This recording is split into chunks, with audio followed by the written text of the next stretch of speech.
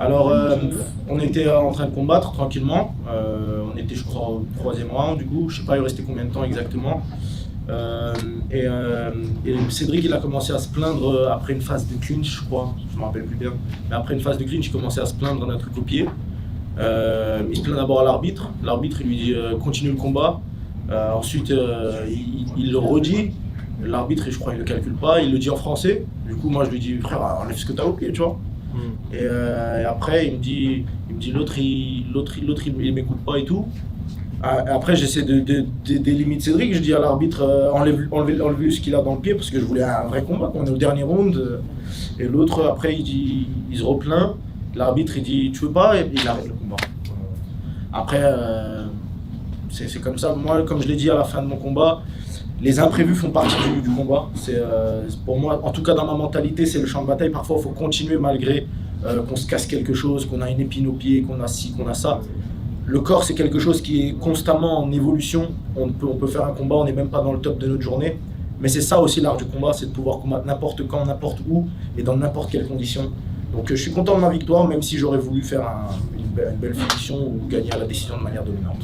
Et je rebondis, une victoire est une victoire. Est-ce que tu te rends compte de ce que tu viens d'accomplir en battant quand même Cédric Doumbé, quoi? Non, comment ça, qu'est-ce que j'ai accompli? Est-ce que tu te rends compte que tu as quand même battu Cédric Doumbé, qu'il y avait un défi autour de ça? C'est un honneur d'avoir combattu avec Cédric Doumbé. Après, comme je le disais depuis toujours, c'est pas la même discipline. C'est un honneur de m'être retrouvé dans la cage avec Cédric Doumbé, qui est une légende de son sport. Mais c'est pas une légende encore du MMA. Donc pour moi, c'était juste un adversaire de plus. Et comme je le disais depuis toujours, pour moi, c'était un combat que je pouvais prendre sans problème, sans trop de difficultés. Shems, pour les médias Le Parcours, si on te propose l'UFC ou une revanche face à Doumbé, qu'est-ce que tu choisirais? Bien sûr, moi je vise à aller le plus loin possible. Il faut savoir que moi je ne viens pas pour l'argent dans ce sport, je viens vraiment pour le top du top, pour aller le plus loin possible dans ma carrière. Mais s'il y a moyen de récupérer des billets en route, quoi, bah, je prends. Donc si on peut faire une revanche qui va m'apporter un gros billet, ça faudra le négocier directement avec le PFL, bah, je prends. Surtout que du coup on est un peu resté sur notre fin. Olivier Boxmag, du coup, tu es content de ta prestation? Oui, bien sûr, je suis content, j'ai gagné.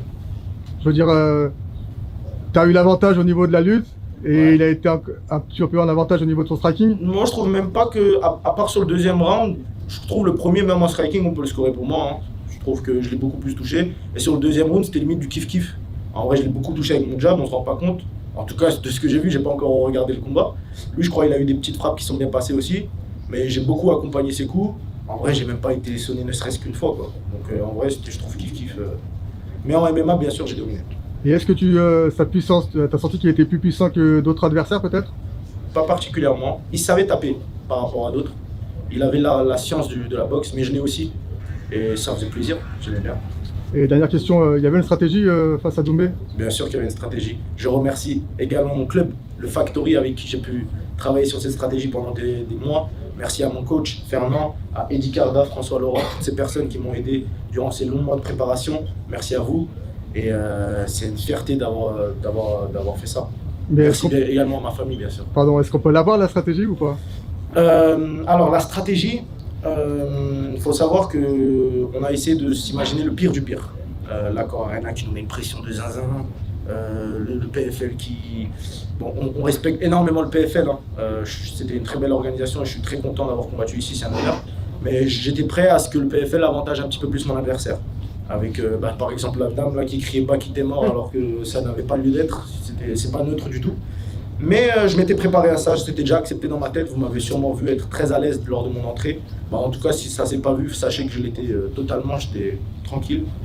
Et après, le game plan, c'était beaucoup de boxe sans trop s'engager. Cédric est un contreur, on l'avait aussi lu, beaucoup de lutte. C'est ce qu'on a fait en gros, c'est ça la stratégie. Okay. Surtout le premier round, chaque fois qu'il envoie une jambe, il envoie ça. Bien sûr. C'est quelque chose que tu avais prévu et à quel point tu étais un peu surpris que ça marche autant? Non, parce que ça, c'est quelque chose que je fais depuis toujours, en fait, depuis le début de ma carrière. Si tu regardes, un mec qui envoie un low kick isolé, je l'attrape, je l'emmène au sol. Donc en vrai, là, c'était du pur baki. Hein. Et de toute façon, je l'ai toujours dit, du pur baki, c'est ce qu'il fallait faire sur ce combat. Donc j'étais la bonne personne pour. Baki, question, la suite pour toi, on sait très bien ici c'est un one shot. T'es arrivé au bout de ton combat, t'as gagné ton combat, et c'est mérité d'ailleurs. Quelle est la suite pour toi? Est-ce que tu vises toujours le plus haut sommet du UFC ou une revanche si jamais ils alignent finalement le crochet que ça t'intéresse? Ouais, exactement. Mon but c'est d'aller le plus loin possible. Donc j'ai que 22 ans. Je viens de faire un main event devant 20 000 personnes en affrontant la plus grosse star du MMA en France. C'est la personne qui est la plus suivie en France dans le monde du MMA. J'ai 22 ans, je viens de le battre devant 20 000 personnes alors que tout le monde pensait que j'allais perdre. Toutes ces personnes qui voulaient faire les pronostiqueurs, ils voulaient dire blablabla, bah qui va perdre, l'autre il tape trop fort, machin. Je sais pas où ils sont, j'attends leur analyse maintenant. Et maintenant je vais passer à la suite, aller au sommet, Inch'Allah. Et comme tu l'as dit, peut-être on pourra faire une revanche, mais il faut aligner les billets. Tu l'as dit à Baki, ça fait quoi de combattre devant 15 000, 20 000 personnes? Moi perso ça m'a rien fait. Comme je l'ai dit à la fin du truc, c'était pareil que d'habitude. Perso je m'attendais à beaucoup plus grand. Ouais.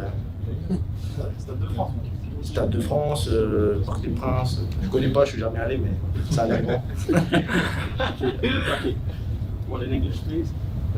Round 1, you did very well with the takedowns. Round 2, showed your jab was very strong.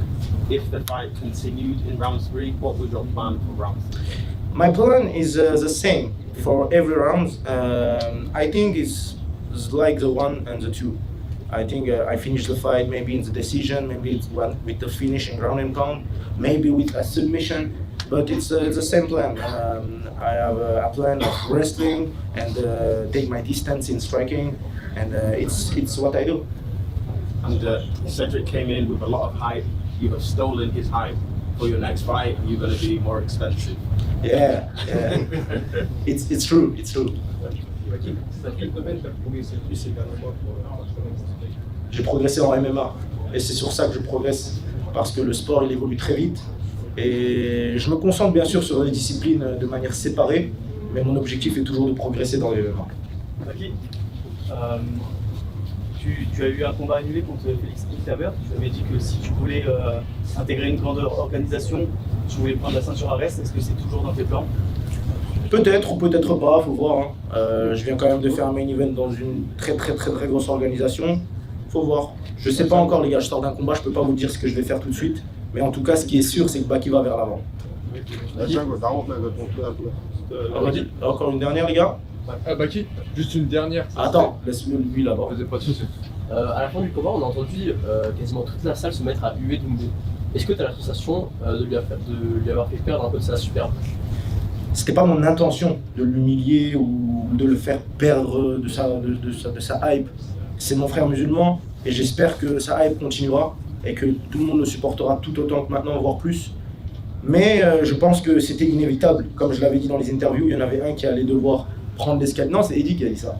Il fallait qu'il y en a ce soir, il y en a un qui va devoir passer par l'escalier pendant que l'autre prend l'ascenseur. Et en gagnant, j'ai dû prendre l'ascenseur, les gars.